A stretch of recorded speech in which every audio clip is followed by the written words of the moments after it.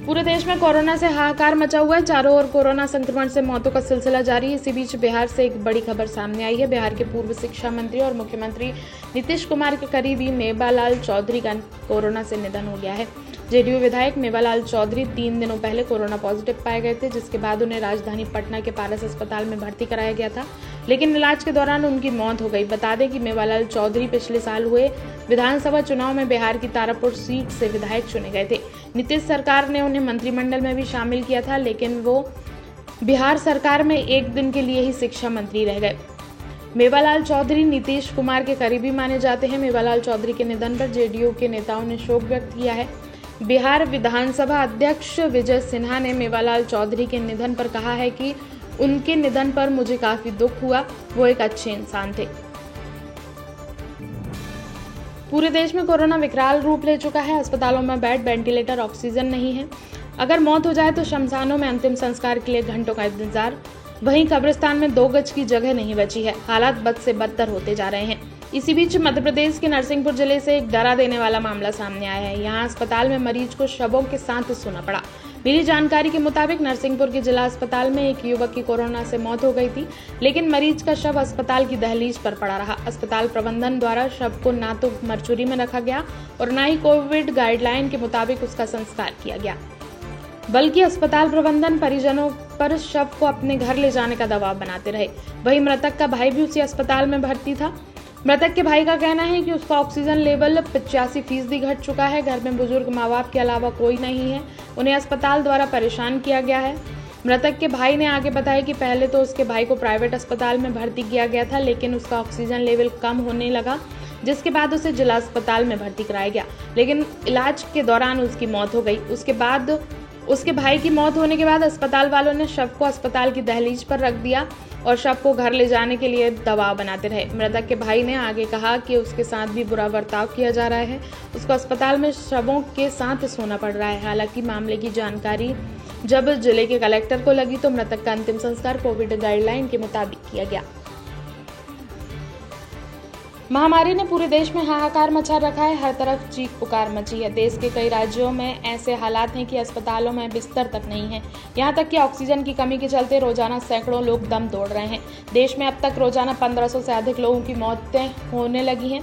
Corona से सबसे ज्यादा महाराष्ट्र राज्य प्रभावित है। इसके बाद दिल्ली और यूपी के हालात भी बहुत खराब हैं।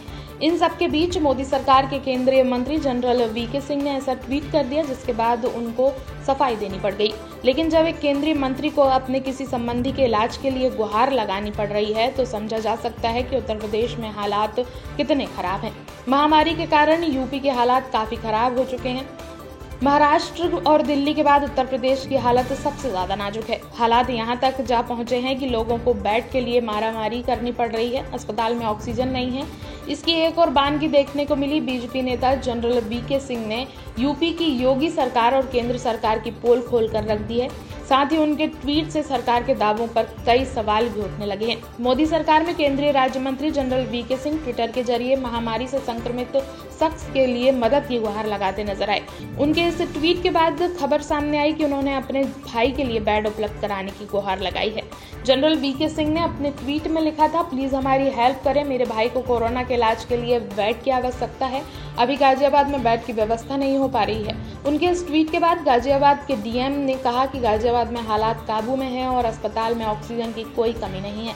बता दें कि वीके सिंह गाजियाबाद से सांसद हैं और मोदी सरकार में राज्य सड़क परिवहन मंत्री हैं।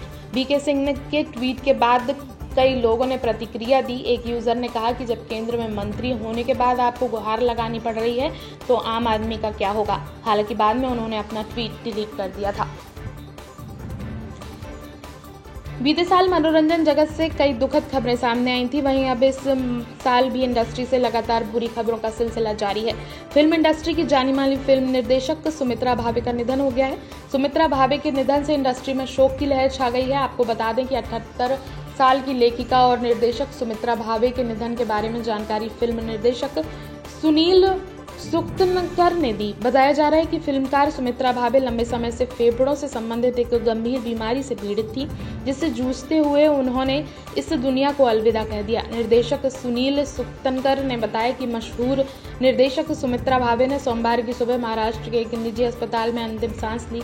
सुमित्रा भावे को इंडस्ट्री में उनकी शानदार कहानी और काम के लिए जाना जाता था। उन्होंने कई राष्ट्रीय और अंतर्राष्ट्रीय पुरस्कार भी अपने नाम किए हैं। देश भर में बढ़ती कोरोना महामारी से जंग में सबसे ज्यादा योगदान कोरोना वॉरियर्स ने किया। कोरोना महामारी की पहली लहर हो या फिर दूसरी लहर, कोरोना वॉरियर्स ने अपनी फिक्र ना करते हुए देश के लिए काम किया।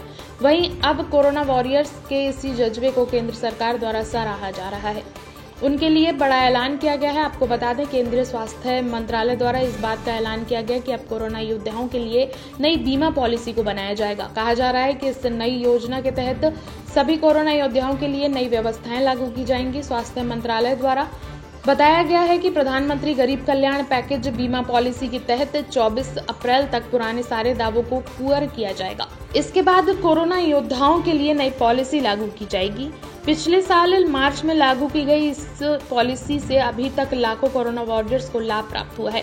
इस पॉलिसी को स्वास्थ्य कर्मियों की सुरक्षा के लिए शुरू किया गया था, ताकि कोरोना महामारी के कारण अगर वॉरियर के साथ कोई घटना घट जाती है तो उनके परिवार का ध्यान रखा जा सके।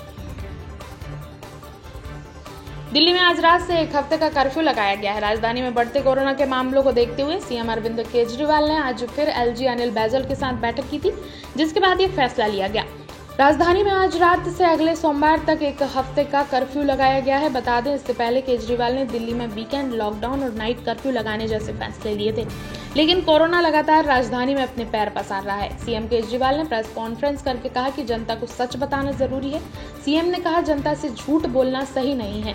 केजरीवाल ने यह भी कहा कि दिल्ली की स्थिति और बिगड़ जाए, इससे पहले राज्य में लॉकडाउन लगाना बहुत जरूरी है। इसके आगे सीएम केजरीवाल ने कहा कि दिल्ली में ये बहुत छोटा सा लॉकडाउन है। सीएम ने सभी बाहर से आए मजदूरों और लोगों से कहा है कि दिल्ली में ही रहें और स्वस्थ रहें। दिल्ली से बाहर जाकर अपना समय और पैसा बर्बाद ना करें। जल्द ही हम कोरोना से जंग जीत लेंगे। बता दें कि दिल्ली के एलजी अनिल बैजल इस कर्फ्यू में सहयोग करने के लिए उत्तर प्रदेश के सीएम योगी आदित्यनाथ को पत्र लिखा है। दिल्ली में आज रात 10 बजे से सोमवार सुबह 5 बजे तक पूर्ण लॉकडाउन है। सीएम केजरीवाल ने कहा कि कुछ चीजों पर छूट मिलेगी, मेडिकल सुविधाएं जारी रहेंगी। पश्चिम बंगाल में विधानसभा चुनाव के लिए 8 चरणों का मतदान जारी है, लेकिन इस बीच ही राज्य में कोरोना महामारी का सितम भी जारी है। जहां एक और अन्य पार्टियां इस वक्त बंगाल में रैलियां करने में व्यस्त हैं, वहीं मुख्यमंत्री ममता बनर्जी ने अब राज्य में रैलियां नहीं करने का फैसला लिया है। आपको बता दें कि तृणमूल कांग्रेस के अध्यक्ष और मुख्यमंत्री ममता बनर्जी ने खुद इस बात का ऐलान किया। ममता बनर्जी ने कहा कि अब वो बंगाल में कोई भी चुनाव प्रचार नहीं करेंगी। उन्होंने कहा है कि अब उनकी पार्टी तृणमूल कांग्रेस कोलकाता में और ऐसे जिलों में छोटी छोटी चुनावी सभाएं आयोजित करेगी जहां पर चुनाव होना है। मुख्यमंत्री ममता बनर्जी के इस फैसले के बारे में जानकारी टीएमसी के सांसद डेरेक ओब्रायन ने ट्विटर के माध्यम से दी है। एक ट्वीट करते हुए डेरेक ओब्रायन ने लिखा कि मुख्यमंत्री ममता बनर्जी अब कोलकाता में चुनावों के लिए प्रचार नहीं करेंगी, वो केवल चुनाव प्रचार के आखिरी दिन एक बैठक करेंगी।